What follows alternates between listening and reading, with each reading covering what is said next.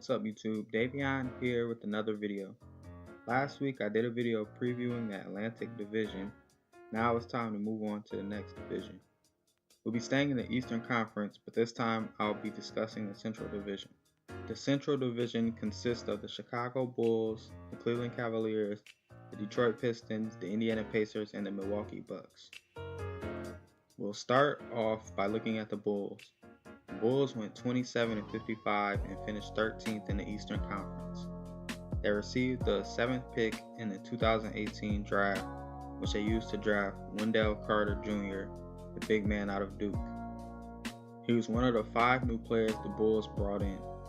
The Bulls also brought in guys like Jabari Parker, who they signed in the offseason, and Tyler Ulis. Parker is a hometown guy who's been with the Milwaukee Bucks since 2014. He's had up and down, injury-plagued seasons, but I think being in Chicago will help him turn his career around. From what I'm understanding, he's coming off the bench this year, so we'll see how he plays. The Bulls also lost 5 players this year. I think the Bulls will improve a little, but it won't be anything significant. The Cleveland Cavaliers went 50-32 last year. The year they reached the NBA Finals and were swept by the Warriors.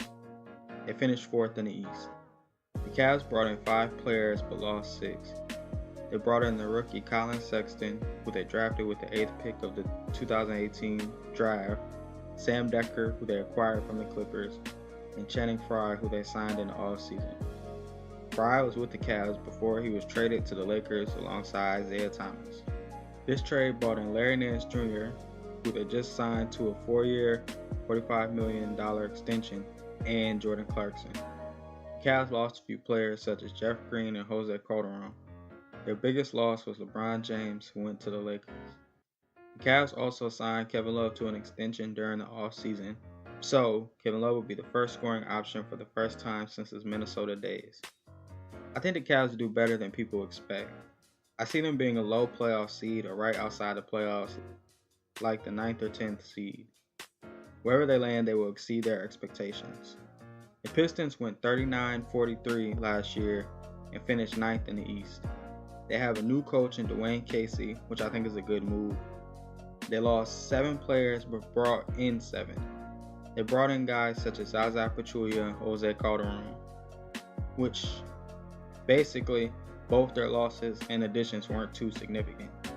But like I said, they have a new coach, and this will be the first season that he'll coach Blake Griffin. I think the Pistons will be slightly better this year and will possibly make the playoffs after missing it by 1 seed. The Pacers went 48-34 last year and finished 5th in the East. They made the playoffs where they lost a 7-game series against the Cavs. They lost 6 players and brought in 5. They lost Lance Stevenson, who went to join his former rival LeBron James in LA. Then the Pacers brought in Tyreke Evans, which I think is a good move. Victor Oladipo is the reigning most improved player after averaging 23.1 points, 5.2 rebounds, and 4.3 assists. Oladipo has a chance to be even better this season, and I expect him to do so. The Pacers will do well this season, and they actually might be the best team in the Central Division. The Bucks went 44-38 and finished 7th in the East. They lost to the Celtics in the first round in a 7-game series. The Bucks brought in 7 players and lost 7. The Greek freak Giannis Antetokounmpo is an exciting young player who will likely get better.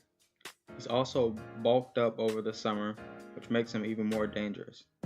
I think that the Greek freak will play better this season, regardless of how the Bucks are doing, whether they're better or worse than last year. I think the Greek freak will still play good. The Bucks will be around the same range as they were last year, or maybe a little worse. I predict that they'll be the 2nd best in the Central Division. Alright, that wraps up this video. Another division down, and 1 more Eastern Conference division to go. If I had to rank this division, I'd say the Pacers, the Bucks, the Pistons, the Cavs, and then the Bulls. Alright, see you next time.